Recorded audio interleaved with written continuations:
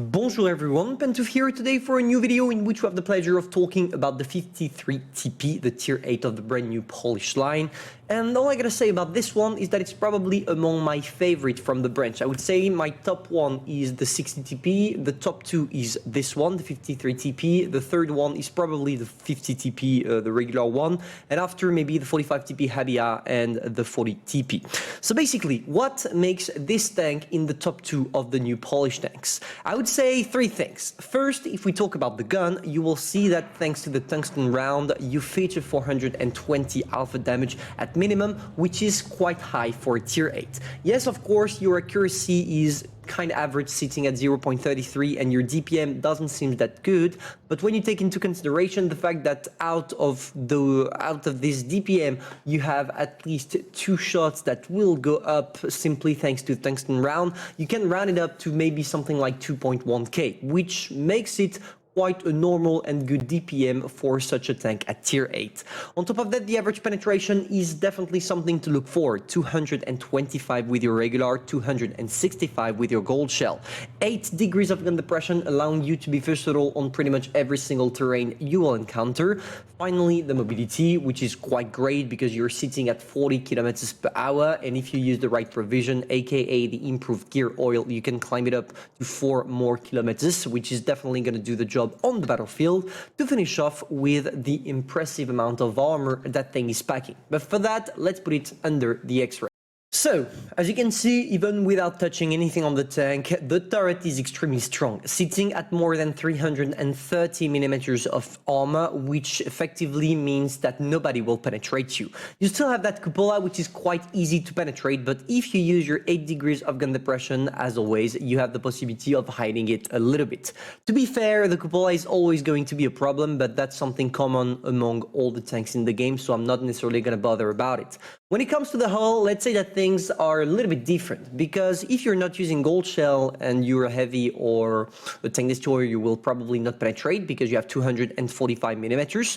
But also, of course, you have that little area, this little rounded area, which is only 150 millimeters thick, but it's extremely small, which implies that a lot of people will actually bounce you trying to aim at it, because if they have a bad accuracy, their shots will probably end up right there where it's 260 millimeters thick. For the rest of the tank, let's say that you don't have any spaced armor, so if you try to side scrape, you can actually side scrape, it's not a problem, but try not to over angle like that, because if you put your tank like this, it just becomes extremely easy for your opponents to penetrate. And for the rest of the tank, let's say that it's paper, which is logic because it's the back or the side armor.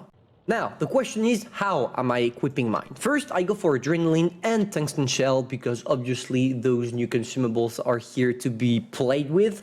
Finally, I go for the Zurek, which is the provision, the 10% one, the improved gear oil in order to get a better mobility, and the protective kit for me to reduce the number of shells that will destroy either my crew or modules in order for me to sustain more on the battlefield, because I want to remind you that thanks to the consumables I'm using, I only have 1 repair kit. To finish off with my equipments, first I go for the gun rammer because I don't need to increase my penetration and I kind of want a better DPM. After, I go for the enhanced gun lane drive to reduce my aim time. After, the gun dispersion, the refined gun, allowing me to get a normal gun dispersion instead of a bad one. After, the defense system because I don't ram anyone. The improved assembly because you don't need to strengthen your armor, it's already strong enough, so let's go for some more hit points. The toolbox because enhanced track is useless. Improved optics because I'm not a tank destroyer, I'm not gonna camp, so I don't need to go for a camo. Engine accelerator to increase a little bit even more my mobility. To finish off with a consumable delivery system in order for me to be able to use tungsten shell more often, because I kind of felt in love with this new equipment. Now let's take a look at a replay and especially the playstyle you're supposed to adopt with it. I would sum it up in 2 words: hold down, side scrape. This tank is good at both, and you're lucky because in this game we are going to do both.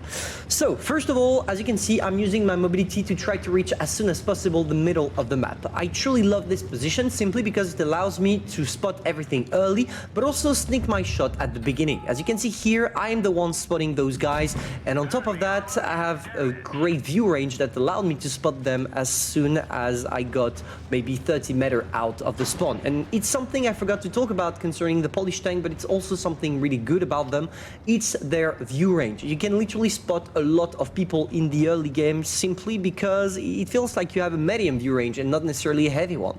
So there we go, we sneaked our first shot, and for the moment I'm holding off my tungsten shell. I don't want to use it incorrectly, and it's probably something I will use only in case of emergency or when I have someone that is a one-shot only using tungsten shell.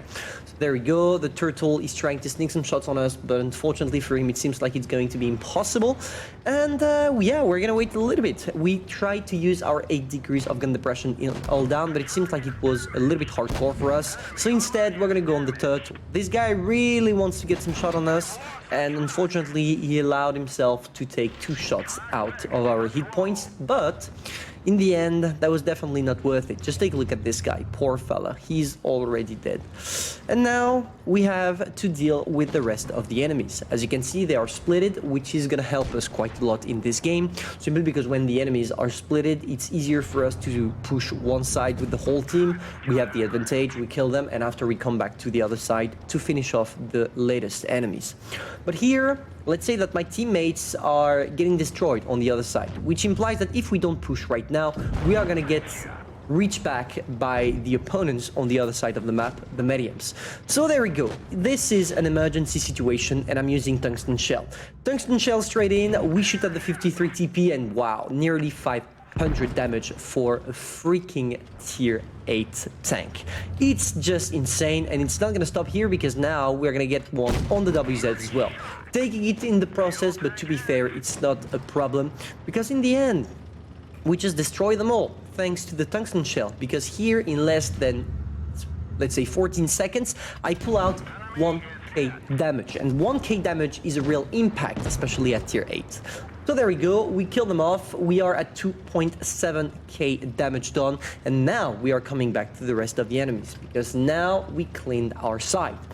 So here you see once again the mobility working as its best, because we just left the position we were in, and we did it in less than 20 seconds.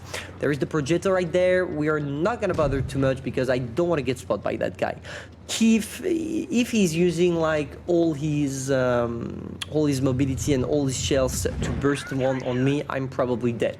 But not a problem, the guy is trying to escape, maybe in order to kill the SU-152 that got spotted earlier. He wants to finish off low-life targets, and I can't really blame him for that. This is exactly what kind of things you should do.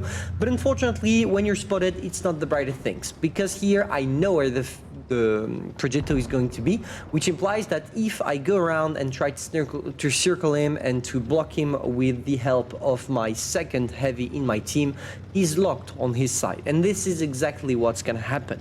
I have my friend that is coming from the right side, I'm coming from the left side, we are taking him both sides, and it's impossible for him to escape. So there we go, I'm gonna try to sneak peek here, see if he is, and no, he's not. It seems like the projectile is going to try to push my mate, not a problem, we wait for him, we just aim, boom, there is no more projectile in the game. And now we have to peacefully find the SU-152 that we did not spot yet, if I'm not mistaken, in order for us to get the mighty damage, but also the mighty kill. So there we go, let's get our hands on the SU. Here it is, tungsten shell once again, and just take a look at that. First shot, 500 damage again. And now we are pushing through, and as tungsten shell is lasting for 20 seconds, we are probably going to be able to sneak another one. And this is, well, the power of the tungsten shell combined, boom, 2 shots, and we got rid of the SU, sitting ourselves at nearly 4.5k damage. Quite a great game for tier 8, a first class, sorry, and high caliber medal. A lot of credits as well because I enriched mine, and definitely if you want to have fun with something and enrich the tank, I would definitely advise you to enrich the mighty 53 TP. So in the end, this tank you're seeing right there is just amazing. It fits every single playstyle. You don't need to have a lot of skill in order to play it. The only thing you need to remain yourself is to only show your turret, and if you can't, at least try to hide the lower part of the hull.